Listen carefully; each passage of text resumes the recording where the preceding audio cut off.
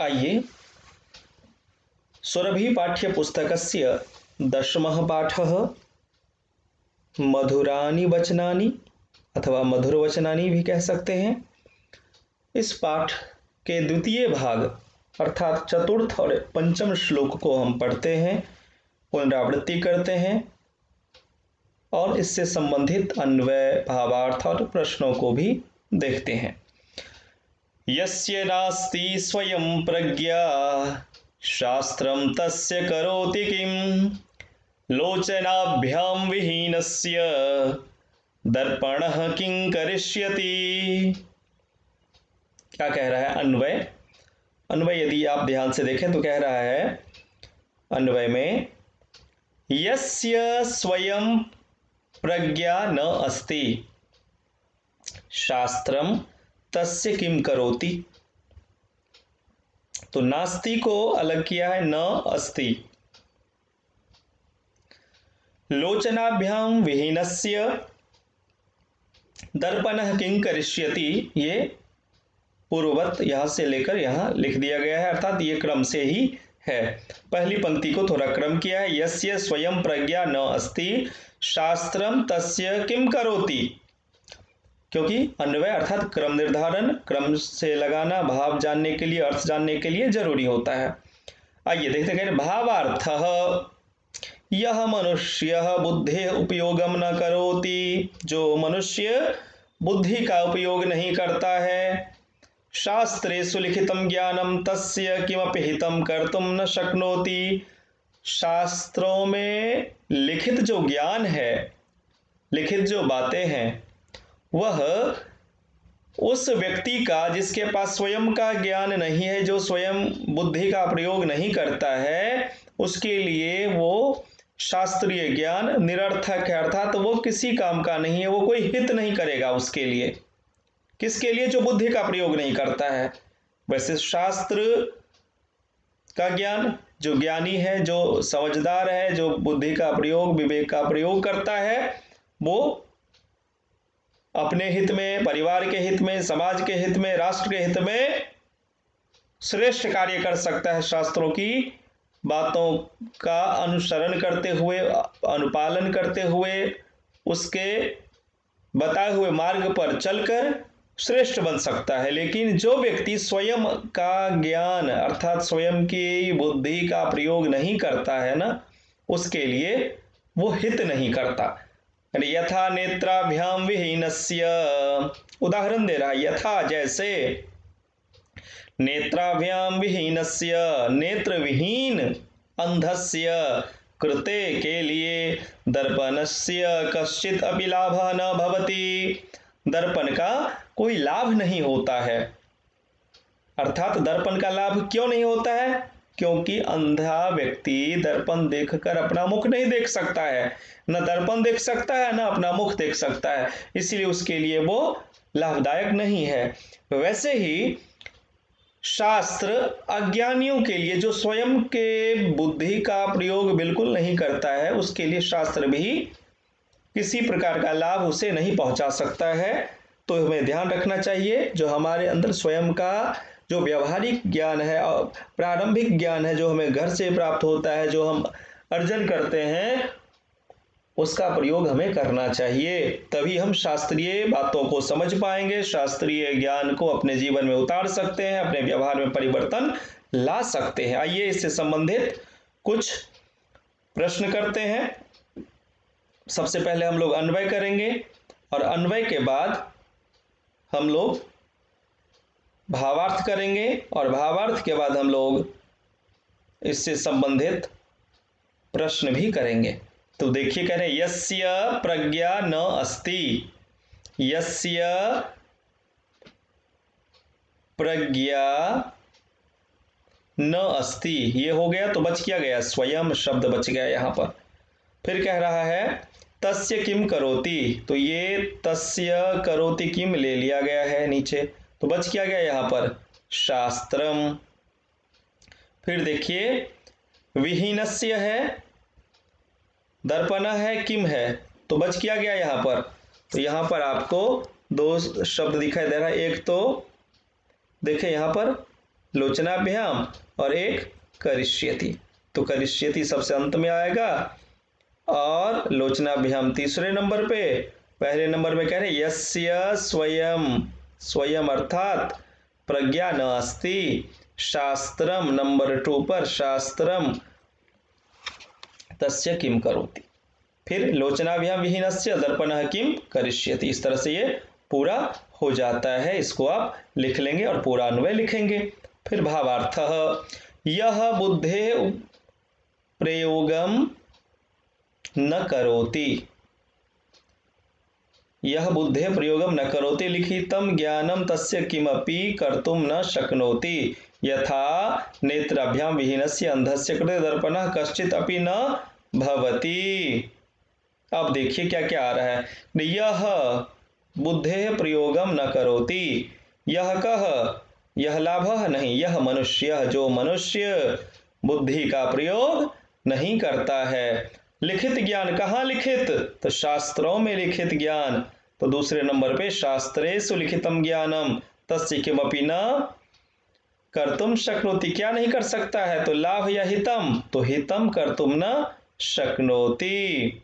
अब कह रहे हैं यथा नेत्राभ्याम विहीनस्य अंधस्य कृते दर्पणस्य कश्चित अपि लाभः न भवति। तो इस तरह से आपको भावार्थ भी पूछा जाता है तो उसको भी आप अच्छे से लिख सकते हैं। आइए अब हम लोग प्रश्नोत्तर करते हैं। प्रश्नोत्तर जब हम करेंगे तो प्रश्न हमारे सामने इसी श्लोक से संबंधित होगा, अर्थात 8 जो प्रश्न दिख रहे हैं आपको, ये सभी प्रश्न इसी श्लोक पर आधारित है। तो इसी श्लोक में आपको उत्तर भी प्राप्त होगा, ध्यान रखें। शास्त्रम कस्य सहायताम न करोति, शास्त्रम कस्य सहायताम न करोति। तो प्रश्न कह रहा है शास्त्र किसकी सहायता नहीं करता। तो कह रहे हैं यस्य स्वयं प्रज्ञा नास्ति तस्य शास्त्रम सहायताम न करोति, तस्य शास्त्रम हितम न करोति। अगला प्रश्न, काभ्याम विहीनः दर्पणम द्रष्टुम समर्थः न भवति, लोचनाभ्याम विहीनः दर्पणम द्रष्टुम, दर्पण को देखने के लिए वो समर्थ नहीं होता है। कौन? जिनके पास नेत्र नहीं हो। प्रज्ञा इति पदस्य कः अर्थः, प्रज्ञा अर्थात बुद्धि, ज्ञानम। दर्पणस्य लाभः कस्य कृते न भवति, दर्पण का लाभ किसके लिए नहीं होता है? तो आप कह सकते हैं लोचनाभ्याम विहीनस्य कृते दर्पणस्य लाभः न भवति। अज्ञानम इत्यस्य विपर्याय पदम किम, अज्ञान का विपर्याय पद क्या है? श्लोक में ढूंढना है। तो प्रज्ञा। नेत्राभ्याम इत्यस्य पर्याय पदम किम, बिल्कुल साफ साफ यहां पर दिखाई दे रहा है लोचनाभ्याम।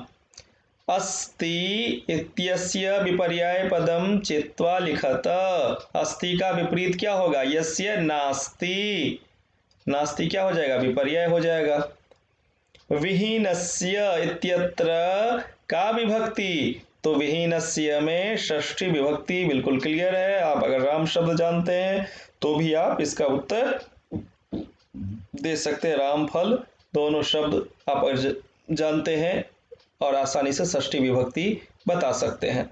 चलिए अंतिम श्लोक हम लोग पढ़ेंगे। अब अंतिमः श्लोकः, विद्या ददाति विनयं विनयात् याति पात्रतां पात्रत्वात् धनमाप्नोति धनात् धर्मं ततः सुखम।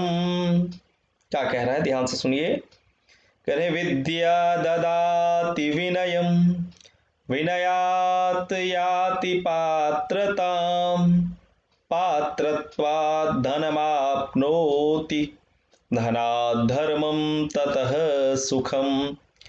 अन्वयः, विद्या विनयम ददाति, बिल्कुल क्रम से किया है। विद्या विनयम ददाति, विनयात् पात्रतां याति पात्रत्वात् धनम आपनोति और धनात् धर्मम ततः सुखम प्राप्नोति। तो प्राप्नोति अपने तरफ से लगाया गया है पूरा करने के लिए, यहाँ पर धनम और आपनोति को अलग कर दिया गया, बाकी शब्द को क्रम से लगाया गया है, ये ध्यान में रखना है।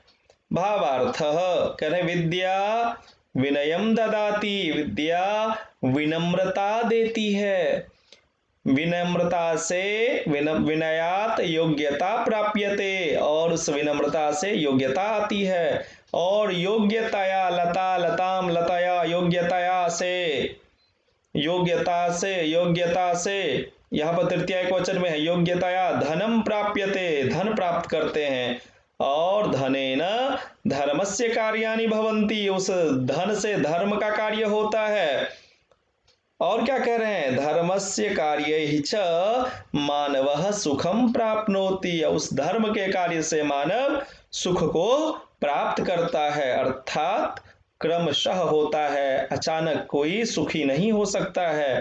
तो इसलिए आपको भी ऐसे ही कार्य करना चाहिए। आइए देखते हैं अन्वयः। श्लोक वही है, विद्या ददाति विनयम, विनयात याति पात्रताम, पात्रत्वात् धनमाप्नोति, धनात् धर्मम ततः सुखम। कहते विद्या ददाति, विद्या विनयम ददाति। अब उस विद्या विनयम ददाति ये आपको कहाँ मिल रहा है, तो यहाँ पर विद्या और ददाति दो शब्द तो यही मिल गया, दो पद, और विनयम बच गया, तो विनयम आप यहाँ से लेकर यहाँ लगा सकते हैं नंबर 1। अब कह रहे विनयात याति पात्रताम, श्लोक में कह रहे पात्रताम याति, तो पात्रताम आ गया, याति आ गया, तो बच क्या गया विनयात, तो विनयात आप नंबर 2 पर लगा देंगे। कह रहे पात्रत्वात् धनम आपनोति, पात्रत्वात् धनम आपनोति, यहाँ तक तो आपको मिल ही गया। फिर कह रहे ततः, तो अंत में क्या सुख, ततः सुखम, और कह रहे धनात् क्या, तो धर्मम, तो ये हो जाएगा तीसरे नंबर पे और ये चौथे नंबर पे। इस तरह से आप पूरा कर सकते हैं। आगे चलिए, भावार्थ। भावार्थ कह रहे हैं विद्या ददाति, बिल्कुल सिंपल है, विद्या विनयम ददाति, विनयात योग्यता प्राप्यते, योग्यता जब आ जाए तो क्या होगा, धनम प्राप्यते, तो प्राप्यते आ जाएगा तीसरे नंबर पे। दूसरे नंबर पे क्या आएगा, योग्यता से योग्यतया, और धनेन धर्मस्य कार्याणि भवन्ति, तो चौथे पे धर्मस्य कार्याणि, धर्मस्य कार्यैः च मानवः सुखम प्राप्नोति। तो इसी तरह से पूछा जाता है। तो कक्षा में जो आप अध्ययन किए हैं वो तो किए ही हैं, कक्षा के अतिरिक्त इन प्रश्नों को भी आप करेंगे। अब इससे संबंधित कुछ प्रश्नोत्तर हम लोग करेंगे, तो प्रश्नोत्तर में भी आपको यही श्लोक ध्यान में रखना है। श्लोक से संबंधित ही 8 प्रश्न आपके सामने हैं। श्लोक को देखिए और उत्तर करेंगे। कह रहे विद्या किम ददाति, आपने कई बार पढ़ा पीछे, विद्या विनयम ददाति, धर्मात् किम प्राप्यते, धर्मात् धर्म से क्या प्राप्त होता है, तो धर्म से सुख प्राप्त होता है।